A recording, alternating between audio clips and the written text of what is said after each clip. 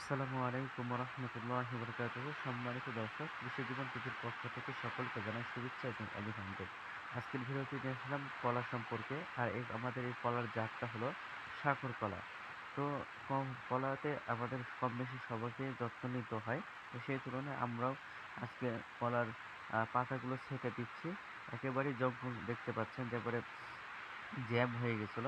কলার কলার গাছের মধ্যে ঢোকা যাইতেছিল না। আর এটা হলো সাগর কলা। আর কলার কিন্তু এটার খুবই ভালো ফলন একটা বলা যাইতে পারে। কারণ একেকটা ছড়িতে আমি নিজেই গুনেছি যে হলো ২৪ টাকা করে ২৪ টা করে কিন্তু কলা রয়েছে। আর একেকটা কলার কানে ১৪ টা, ১৫ টা, ১২ টা, ১০ টা পর্যন্ত কলার ছড়ি রয়েছে। তো সেই তুলনায় ২০০ তারপরে ১৫০, তারপরে কোনো ছড়িতে দেখা যাচ্ছে যে ২৫০ পর্যন্ত কিন্তু কলা রয়েছে। তো এই কলাগুলো জাতটা যদি ভালো হয় তাহলে কিন্তু কলাও কিন্তু ভালো হবে। সেই তুলনায় কলার যত্ন আপনাকে নিতে হবে বেশি, বেশি সার প্রয়োগ করতে হবে।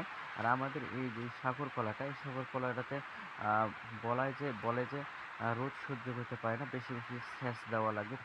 আ পানিটা একটু বেশি দেওয়া লাগে। আর বেশি সেচ দিতে গেলে দেখা যাচ্ছে যে আপনাকে কি করতে হবে? ছাই বেশি করে দিতে হবে। যে কয়লার যে ছাইগুলো আছে সেগুলো যদি আপনি ধুয়ে ছিটাতে দেন তাহলে পানি একটু বেশি ধরে রাখবে, বেশি দিন টিকে রাখবে, বেশি দিন পানি দেওয়া দেওয়া লাগবে না। তো পরবর্তী ভিডিওতে নিয়ে আসবো। এর পরবর্তী এপিসোড। তুমি যদি ভালো লাগবে